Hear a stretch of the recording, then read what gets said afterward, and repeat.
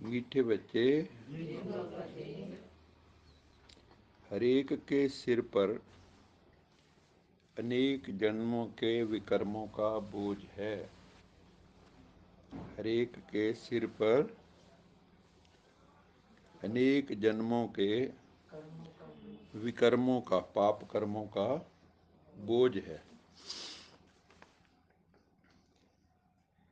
हिसाब किताब की भोगना है, जिसे योग बल से ही चुकतू कर सकते हो।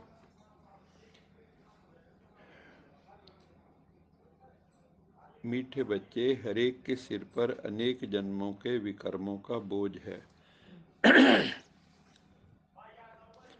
हम सब आत्माओं ने जन्म जन्मांतर जाने अनजाने कई भूलें की, कई पाप हुए हमसे, कई गलतियां हुई। जो भी गलत हुआ हमसे या विकारों के अधीन हुआ, तो उनका बोझ जो है वो आत्मा पे चढ़ता है। और जब किसी चीज का बोझ हो और उसको कहो बोझ लेके चलो, जैसे आपके सिर पे 50 किलो रख दिया जाए और उसको कहो रेस लगाओ, अब दौड़ो, दौड़ पाओगे? वैसे ही बाबा कहता है कि आत्मा के ऊपर जन्म जन्मांतर के पापों का बोझ है। और फिर आप उड़ना चाहते हो, अनुभव करना चाहते हो परमात्मा का, तो अनुभव कैसे करोगे जब तक उन पापों को, जो बोझ है, उसको हल्का नहीं करोगे।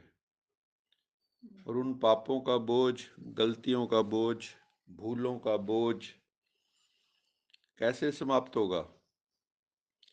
वो बाबा ने हमें युक्ति बताई है, लेकिन उससे पहले कहा है ये जो पाप कर्म है, इनके कारण ही जिंदगी में हमें जो दुख आता है, पीड़ा आती है, वियोग का दुख आता है। वियोग का दुख भी बहुत बड़ा होता है।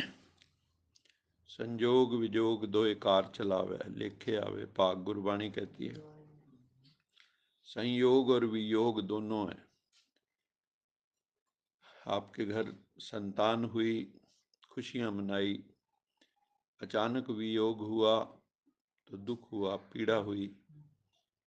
आप परिवार में सब अच्छे से रह रहे हैं, अचानक किसी को जाना पड़ गया, कोई एक्सीडेंट हो गया, उसके वियोग का दुख कितना बड़ा होता है। और अगर युवा काल में हो तो और भी ज़्यादा होता है। तो बाबा कहते हैं कि ये सब जो है, जीवन में कोई भी दुख है, अगर उसकी महसूसता बहुत ज़्यादा है, सबसे बड़ी बात क्या है, एक है दुख आना, एक है उस दुख की महसूसता करना। समझ में आई? ऐसा संसार में कोई नहीं है जिसको दुख ना आता हो, लेकिन एक है दुख आने पे बहुत ज़्यादा दुखी हो जाते हैं। लेकिन एक ऐसे हैं दुख आने पे भी दुखी नहीं होते, बल्कि उसकी याद में और गहरे से चले जाते हैं और सोचने लगते हैं, विचार करने लगते हैं कि जो मेरे जीवन में इतना बड़ा दुख आया है, तो जरूर मैंने कोई बहुत बड़ा पाप किया है, कोई गलती की है, कोई भूल की है, जिसका फल मुझे आज भुगतना पड़ रहा है। तो बाबा कहता है हिसाब किताब की भोगना भी है। तो ये हमारे जीवन में कई प्रकार का फिर हिसाब किताब आता है, दुख, रोग, पीड़ा के रूप में, शोक के रूप में।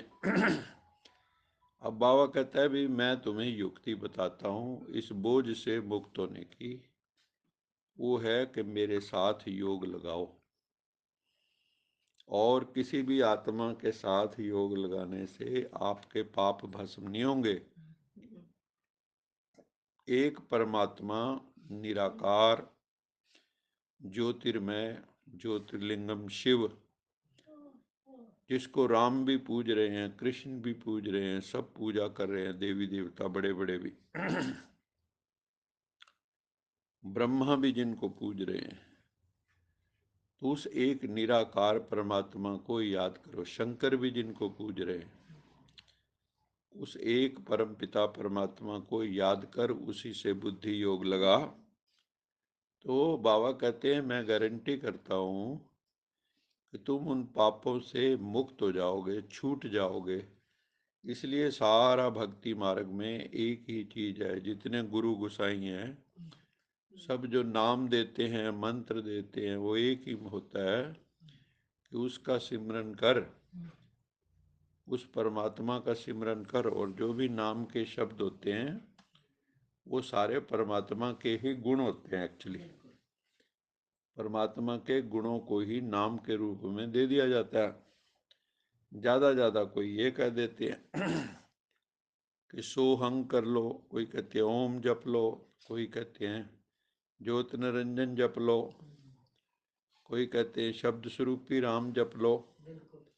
तो ऐसे ही जो है उसको किसी न किसी रूप में याद करते हैं कई लोग, और कई मंत्र के रूप में याद करते हैं। कोई साकार में याद करते हैं, कोई निराकार में याद करते हैं, कोई रामकृष्ण को भगवान मान लेते हैं।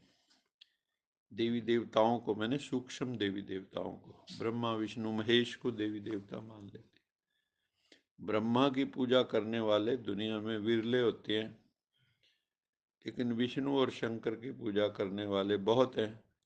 शिव को कई जानते ही नहीं, क्योंकि शंकर और शिव को एक ही समझ लेते हैं। तो बाबा ने आके स्पष्ट किया है कि जो निराकार ज्योतिर्मय परमात्मा, जिसकी शंकर भी पूजा करते हैं, विष्णु भी, ब्रह्मा भी, वो निराकार ज्योतिर्लिंगम शिव है, जिसकी याद में 12 ज्योतिर्लिंगम स्थान हैं। उसे याद करो, उस निराकार को, ज्योति स्वरूप को। परमात्मा भी ज्योति स्वरूप है और आत्मा भी ज्योति स्वरूप है। तो ज्योति स्वरूप बन के उस ज्योति स्वरूप को याद करो, तो तुम्हारी ज्योत सदा जगती रहेगी और सारे पाप समाप्त हो जाएंगे।